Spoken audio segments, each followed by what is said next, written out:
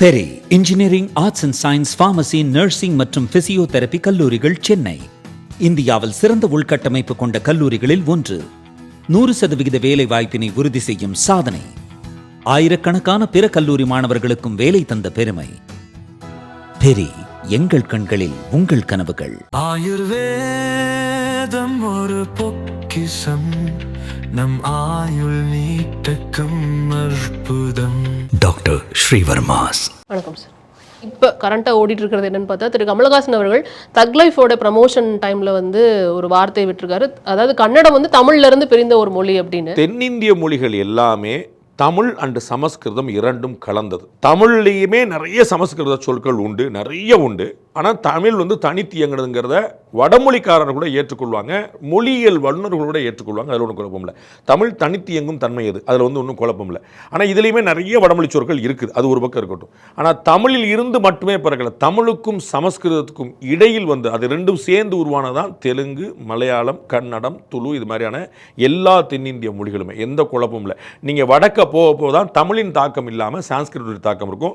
Of லேட்டாக வந்து ஒரு லாஸ்ட் ஒரு 500-600 வருஷத்துக்குள்ள வந்து உருதுடைய தாக்கமும் சேர்ந்து உள்ள நிற்கும். அப்போ இங்கே வந்து மலையாளமோ, கன்னடமோ, தெலுங்கோ, துளுவோ தமிழிலிருந்து மட்டுமல்ல வடமொழியிலிருந்தும் உருவானது. அது யாரும் மறுக்க முடியாது. அவங்க வந்து கன்னடத்தில் 4 போஸ்டர் வச்சாலும் சரி, முதலமைச்சர் சித்தராமையா வந்து கமலஹாசனுக்கு அறிவும் கிடையாது, மொழியும் கிடையாதுன்னு சொன்னாலும் சரி, என்ன சொன்னாலும் அவர் சொன்னது உண்மை. ஒரு விஷயம் அடிச்சலாக தமிழிலிருந்து வந்தோம்னா தமிழிலிருந்தும் வந்தது. அவரு மட்டும் சேர்த்துருக்கலாம். தமிழும் நீங்கள் வந்து மலையாளத்தில் எந்த மொழி வச்சு எந்த வார்த்தையை வச்சுக்க சாதாரண ஒரு 2 நிமிஷம் பேசினா உங்களுக்கு தெரிஞ்சிடும். அதே மாதிரி வந்து கன்னடத்தில் அதே மாதிரி கொஞ்சம் நிதானமாக அந்த வார்த்தைகளை கவனிச்சிங்கன்னா தமிழும் வடமொழி அதாவது சமஸ்கிருதமும் ரெண்டும் கலந்துருக்கும். அதில் ரேஷியோ நல்லாயிருக்கும். அது வந்து மலையாளத்தில் தமிழுடைய பங்களிப்பு அதிகம் இருக்கும், கன்னடத்துலையும் தெலுங்குலையும் வடமொழியோட பங்களிப்பு அதிகம். ஆனால் தமிழ் ரொம்ப பெரிய தாக்கம் இருக்கும், நோ டவுட். மலையாளத்தில் பல வார்த்தைகளை நீங்கள் பார்த்தீங்கன்னா நேரடி தமிழாகவே இருக்கும், உங்களுக்கு புரியுங்களா? அது வந்து ரொம்ப சுலபமாகவே தெரிஞ்சிடும். கன்னடத்துலையும் தெலுங்குலையும் பார்த்தீங்கன்னா வடமொழியோட ஆதிக்கம் அதிகம். ஆனால் தமிழுக்கும் கன்னடத்துக்கும் இரண்டும் சேர்ந்து உருவானவை தான் இந்த மொழிகள். அது இவங்க அரசியலுக்கு ஏதாவது பண்ணிட்டு போகிறாங்க. மொழியியல் வல்லுநர்கள் யாரை கேட்டாலும் சொல்லுவாங்க. அது வந்து தென்னிந்திய வல்லுநர்கள் மட்டுமில்லை, வடமொழி வல்லுநர்கள் உட்பட யார் கேட்டாலும் சொல்லுவாங்க. அந்த கன்னடத்துலையும் மலையாளத்திலையும் கேரளா, ஆந்திராலையும் இருக்கக்கூடியவர்களே சொல்லுவாங்க. தமிழ் வந்து மூத்த மொழி, உலகத்திலேயே வந்துட்டு முன்னோடியான மொழிங்கிறது இங்க எல்லாத்துக்குமே தெரியும். 2500 வருஷம் பழமையானது கன்னட மொழி. நீங்க வந்து கிட்டத்தட்ட 6.5 கோடி கன்னடர்களை வந்துட்டு இது பண்ணியிருக்கீங்க அப்படின்னு பாஜகவோட. 2500 வருஷம் பழமையான மொழியா இருக்கலாம், எனக்கு அதை பத்தி அவ்வளோ ஞானம் இல்லை. நான் வந்து அதனால ஆனால் தமிழ் எவ்வளோ பெருசுங்கன்னு சொல்லணும்ல.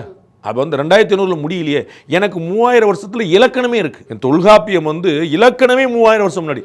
இலக்கணம் எப்போ உருவாயிருக்குன்னு யோசிக்கணும், புரியுங்களா? ஒரு இலக்கியம் வந்த பிறகு தான் அப்போ வந்து இப்படி தான் இப்போ பண்ணணும்னு சொல்லி படைக்கும் போது தான். அப்போ இலக்கியம் எப்படி உருவாயிருக்கும், இலக்கணம் அப்போ எவ்வளோ வருஷமாக பேசிட்டு இருந்தோம். ரொம்ப நாளாக அவனு பேசிட்டு இருக்கிறோம் அப்படின்னா நம்ம பார்த்துருப்பீங்களா, அந்த காலேஜ் பிள்ளைங்க மற்ற பசங்க ஒரு லாங்குவேஜ் வச்சிருப்பாங்க, சின்ன சின்ன கோட் வேர்டு மாதிரி வச்சிருப்பாங்க. அப்படி கோட் வேர்டுன்னு ஒன்று உருவானா தான் ஒன்று ஃபார்முலான்னு இருக்கும், புரியுங்களா? 143 அப்படின்னா ஐ லவ் யூன்னு அர்த்தம் சொல்லி சொல்லுவாங்க. அப்படின்னா அந்த 143ங்கிற ஒரு 2 ஜென்ரேஷனாக போனால் தான் அந்த பசங்களுக்கு அது புரியும். அப்போ ஒரு நாளில் அது உருவாகும். அப்போ இலக்கணம்னு பின்னாடி ஒன்று உருவாகுது, இலக்கியம் உருவாயிருக்கு. அப்போ ரொம்ப காலமாக பேசப்பட்டிருக்கு. அப்போ ரொம்ப காலமாக பேசப்பட்ட அதற்கு பிறகுதான் எழுதப்படும், முதல்ல பேசப்படும். அப்ப எப்ப பேசப்பட்டது, பிறகு எழுதப்பட்டது, இலக்கியம் வந்தது, இலக்கணம் வந்தது. இலக்கணத்திலே தொல்காப்பியரே என்ப அப்படின்றார், அப்படின்னு சொல்லுவாங்கன்றார். ஒரு இலக்கணத்தை வச்சு இப்படி தாண்டா சொல்லி சொல்ல, இப்படிலாம் பெரியவங்க சொல்லுவாங்க. அப்ப அவருக்கு முன்னாடி இலக்கணம் வந்திருக்குன்னு அவரே சொல்றார், உங்களுக்கு புரியுங்களா? அப்ப இவங்க 2500 வருஷம் பழசு அப்படின்னு கண்ணம் சொல்றாங்கன்னா இருக்கட்டும், எனக்கு தெரியாது.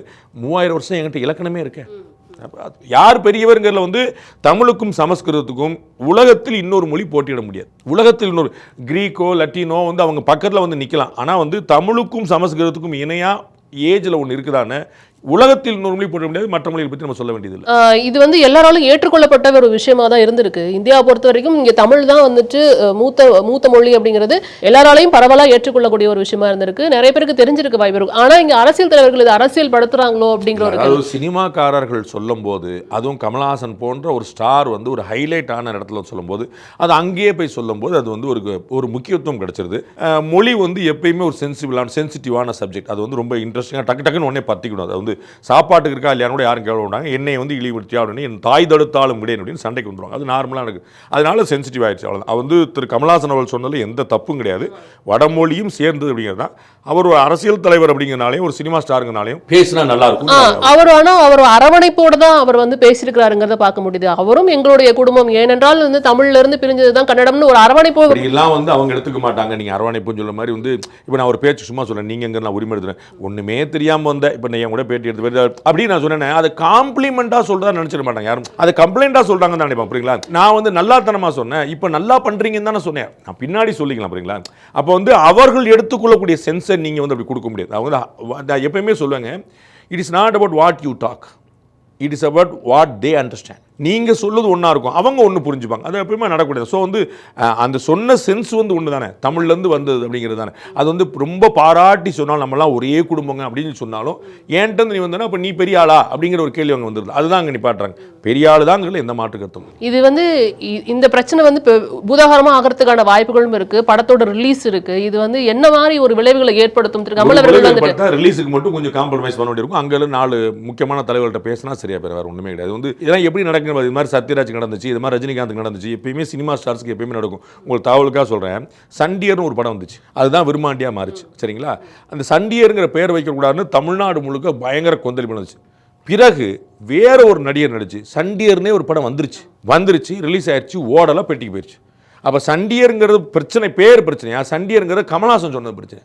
அப்போ ஒரு ஸ்டார் இருந்தால் அதுக்கு வந்து ஒரு எதிர்ப்புகள் கிளம்புறது ரொம்ப இயல்பு. அது அப்புறமா சரி, ரஜினிகாந்துக்கு இந்த பிரச்சனை வந்திருக்கு, சத்யராஜுக்கு இந்த பிரச்சனை வந்திருக்கு, பல பிரமுக நடிகர்களுக்கு இந்த பிரச்சனை வந்திருக்கு. இது அந்த ரிலீஸ் நேரத்தில் கொஞ்சம் பேசினா சில விஷயங்கள் நடக்குங்கிறது எதிர்பார்ப்பு. டக்குன்னு அங்கங்கே பேசி வச்சிருந்தா ஓகே அப்படின்னு இல்லை ஆள் சரி இல்லை. இப்போ கமல் அவர்கள் பேசுனது வந்து அவர் பேசினாருங்கிறதால யதார்த்தமா இருக்கும் அப்படின்னு ஒரு எண்ணம் இருந்தாலுமே ஒரு செகண்ட் யோசிக்க வேண்டியதா இருக்கு. அவர் பேசுனது உண்மைங்கிறதுல எந்த மாற்று கருத்தும் இல்லை. ஆனால் நம்ம அதில் வந்து ஒரு டேக் என்னன்னு பாருங்க, பெருமக்கள் வந்து எப்பயுமே பப்ளிக் லைஃப்ல இருக்கிறவங்க, தக் லைஃப்ல இருக்கிறவங்கள, பப்ளிக் லைஃப்ல இருக்கிறவங்க எப்பயுமே ரொம்ப கவனமாக இருக்கும். இப்போ அப்பன்னு இல்லை, எப்பயுமே வந்து பாருங்க, அந்த தூத்துக்குடி கலவரத்தில் சமூக விரோதிகள் ஊடுருவிட்டாங்க அப்படின்னு சொன்னார். அது உண்மைதான், அதில் ஒன்றும் குழப்பம் இல்லை. நீங்கள் கலெக்டர் அலுவலகத்தை தூக்கி எரியறதுக்காக போய் நிப்பாடுவாங்க, நீ வேறன்னு சொல்லுவீங்க. அது எரிக்கிறதுக்கான முயற்சி நடந்ததுக்கு வீடியோ ஃபுட்டேஜ் இருக்குது, கலெக்டர் அலுவலகம் தாக்கப்பட்டது, அது உண்மை இருக்குது, அதில் ஒன்றும் குழப்பம் இல்லை. ஆனால் அந்த இடத்துல அவர் சொன்னது, அந்த நேரத்தில் சொன்னது, அது ஒரு பெரிய விஷயம். நிச்சயமா. இப்போ இதெல்லாம் தாண்டி இன்னைக்கு திரு கமல்ஹாசன் அவர்களுக்கு மாநிலங்களவை எம்பியா இருக்கிறதுக்கு வாய்ப்பை வந்து திமுக வந்து ஏற்படுத்தி கொடுத்துருக்கு. அடுத்து வைகோ அவர்கள் வந்து இடம் பெறுவாருன்னு எதிர்பார்த்த சமயத்தில் வைகோ அவர்கள் இடம் பெறல. இந்த விஷயத்தை எப்படி பார்க்கலாம்? நம்ம அக்ரிமெண்ட் முடிஞ்சது, வைகோ கொடுக்கல. அக்ரிமெண்ட் வந்து லைவ்ல வருது, கமல் கொடுத்துட்டாங்க, அவ்வளோதான். கமல் அவர்கள் இன்னொரு வைகோவா அப்படின்னு நீங்கள் முடிவு பண்ணிக்கங்க. இல்லை ஆக்சுவலாக வைகோ அவர்கள் வந்து எப்படி பேசுவார் அப்படிங்கிறது நம்ம எல்லாத்துக்குமே தெரியும். அதே போன்ற ஒரு டெலிவரபிள் வந்துட்டு கமல் அவர்கள் கிட்ட இருக்கு. பல மொழியில் பேசுவார், அதில் ஒன்றும் குழப்பம் இல்லை. அது வந்து அவருக்கு தமிழ் தெரியும், ஹிந்தி தெரியும், மலையாளம் தெரியும், இங்கிலீஷ் தெரியும், அது வந்து மல்டிலிங்குவல். அதில் ஒன்று கமலோடைய இன்டெலிஜென்ஸை நீங்கள் சரி, அதான் திரும்ப வந்து நம்ம வந்து சிவாஜி கணேசன் எம்ஜிஆரையும் கம்பேர் பண்ணக்கூடாது. இல்லை, நான் அவருடைய ஜானர் வேற, இவருடைய ஜானர் வேற. அந்த அதுலலாம் எங்களுக்கு எந்த மறுப்புமே கிடையாது. நீங்க சொன்ன எல்லா விஷயத்துலயும் திராவிட சித்தாந்தத்துக்கு எந்த இடத்துலயும் மாற்றம் இல்லாம இருக்கும் கமல்கிட்ட. அவர் வந்து திமுக எம்பி. அதுதான் நான் சொல்ல வரேன். அதுக்கு வந்துட்டு திமுகலே இருந்திருக்கலாமே அப்படின்ற காலையில தோணுச்சு. திமுகவே கட்சியை ஆரம்பிக்கவே இங்க தேவையில்லை. திமுக அப்படின்னு என்னது? அது வந்து மறுமலர்ச்சி திராவிட முன்னேற்றம். அது அங்கே தான் போய் சேர்ந்துச்சு, கடைசியில் அங்கே தான் வந்துச்சு, அங்கேயே போய் சேர்ந்துருச்சு. நீமா அதுவும் அதே தான், கவலைப்படாதீங்க. அவர் திமுகவுடைய கொள்கையிலேருந்து எந்த கொள்கை முரண்பட்டிருக்காருன்னு சொல்லுங்க. கமல்ஹாசன் நான் முதல் நாள்லாம் சொல்லிட்டு இருக்கேன், என் பேட்டில் சொன்னார், திமுகவே அதிமுகவே சம தூரத்தில் வைப்போம், ரெண்டுமே எதிர்கட்சி, ரெண்டு பேரும் ஒரு நாளும் கூட்டணி சேர மாட்டோம்னு சொன்னார். என் பேட்டில் சொன்னார், சேலத்தில் பொதுமக்கள் மணியில் சொன்னார். அது இன்னைக்கு வரைக்கும் வைரலாக போயிட்டு. அது இல்லைன்னா ரொம்ப முன்னாடி அது எக்ஸ்போஸ் ஆயிடுச்சு. அவர் வந்து திமுகவோட நீங்கள் வந்து என்னைக்காவது சந்தர்ப்பம் கிடைச்சா அவர் கேட்டால், சார் திமுக கொள்கைக்கும் உங்களுக்கு ஏதாவது ஒரு முரண்பாடு சொல்லுங்கன்னு கேளு. உங்களுக்கு புரியுதுங்களா? அதிமுக கேட்டிங்கன்னா குறைஞ்சபட்சம் கருணாநிதி, உதயநிதி, ஸ்டாலின், உதயநிதி இவங்களை பிடிக்காதுன்னா சொல்லுவாங்க. உங்களுக்கு புரியுங்களா? எங்கள் தலைவர் வந்து அவங்கள சரியில்லைன்னு சொன்னார் அப்படின்னு. At least they can oppose some persons. பாலிசியில் வித்தியாசம் இல்லாட்டாலும் இங்கே அப்படி ஒரு பிரச்சனையும் கூட கிடையாது. திமுக எம்பியாக அவர் தேர்ந்தெடுக்கப்பட்டது மெத்தச்சரி, ரொம்ப சரி, அப்ரோப்ரியேட், ஆப்ட். இது உடனே வந்து இங்க மதிமுகலேருந்து ரியாக்ஷனும் நடக்குது. துரை வைகோ அவர்கள் வந்து நாங்கள் கூட்டணியில் தான் இருக்கோம், வைகோ வெளியில இருந்து செயல்படுவார் அப்படிங்கிற ஒரு ரியாக்ஷன். அதான் சொன்னேன், நீங்க வந்து ஒரு அளவுக்கு மேல சமரசத்துக்கு போகும்போது உங்களுக்கு வேற வாய்ப்புகள் என்ன இருக்கு? நீங்க முதல்லயே சொல்லிட்டீங்க, நாங்க வந்து என்ன ஆனாலும் நாங்க வந்து இங்க நிற்போம் அப்படின்னு சொல்லிட்டீங்க, சரிங்களா? அப்போ வந்து அப்புறம் என்ன ஆனாலும்னா ஆகிறதெல்லாம் நீங்க பார்த்துட்டே இருக்க வேண்டியதான், புரியுங்களா? என்ன ஆனாலும் நான் கூட நிற்பேன்னு சொன்னா அப்புறம் என்ன ஆனாலும் நிற்கணும்ல. அப்போ என்ன ஆனாலும் நிற்பேன்னு சொன்னீங்க, இப்போ ஏதோ ஒன்று எம்பி சீட் கிடையாது வெளியே போயிட்டீங்கன்னா அப்போ எம்பி சீட் தான் இருந்தீங்க கேள்வி வந்துடும்ல. அதனால இந்த முதல்லயே இந்த வாக்குறுதியெல்லாம் அவர் கொடுத்துட்டதுனால இப்போ தான் நீங்கள் தெரிஞ்சுக்கணும், பாமகவோ தேமுதிகவோ மற்ற கட்சிகளோ ஏன் கூட்டணி பற்றி இன்னும் உறுதி பண்ணாமல் இருக்காங்கன்னு தெரிஞ்சுக்கணும். அப்போ அவங்களுக்கான வாக்குறுதிகள் வரட்டும்னு காத்துட்டு இருக்காங்க, சரிங்களா? இங்கே வந்து வாக்குறுதிகள் இவங்களே கொடுத்துட்டாங்க, அப்போ ஆட்டோமேட்டிக்காக வெளியே நில்லுங்கன்றாங்க, அவ்வளோதான். இப்போ திமுக வந்து அப்போ தன்னோட கூட்டணி கட்சியில் டேக் இட் ஃபார் கிராண்டடா எடுத்துக்கிறாங்களோன்னு தோணுது. நீங்கள் அப்படி இருந்தால் நான் எங்கே வந்து கவலைப்படணும்? நீங்களே வந்து என்ற சரணாகதி அடைகிறீங்க, அப்புறம் நான் வந்து உங்களை அடையாதீங்கன்னு ஏன் சொல்லணும்? எந்த கட்சி சொல்லும்? உங்களுக்கு புரியுதா? எந்த கட்சி சொல்லும்? அப்போ அது மட்டும் இல்லை, இன்னும் மதிமுகவுக்கு சட்டமன்ற தேர்தலையும் சவால் இருக்கு. என்ன மாதிரியான சவால்கள் போன முறை என்ன இருந்துச்சு சொல்லுங்க, உங்களுக்கு ஞாபகம் இருக்கா? போன முறை என்ன சின்னத்தில் போட்டிட்டாங்க சொல்லுங்க? அது திமுகவோட சின்னத்துல போட்டியிடணும்னு சொல்லியிருந்தாங்க. திமுக போட்டிட்டாங்க சட்டமன்ற தேர்தல். ஆமா, அதான் நடக்கும். அப்புறம் என்ன நடக்கும்? அப்போ திமுக எம்எல்ஏக்கள் தானே அது. அப்போ திமுக எம்பி தானே வைகோ, அப்போ திமுக எம்பி தானே கமலஹாசன். நீங்க என்னைக்கு ஒரு கட்டம் வச்சுக்க, அப்போ கமலஹாசனுக்கு ஒரு 4 எம்எல்ஏ சீட் கொடுக்குறான்னு வச்சுங்க, 2 4 ஏதோ கொடுக்குறாங்கன்னு வச்சுக்க, 2 எம்எல்ஏ கொடுக்கணும். அது உதயசூரியன் தானே கொடுப்பாங்க, டார்ச் கொடுக்க மாட்டாங்கல்ல. அப்போ அது என்ன திமுக தானே அது? நீங்க தனி கட்சி என்னதுக்கு உங்களுக்கு? அது ஒன்று தானே உங்களுக்கு, அதில் என்ன மாற்று இருக்குது? அதுதான் சொல்லிட்டு இருக்கேன்.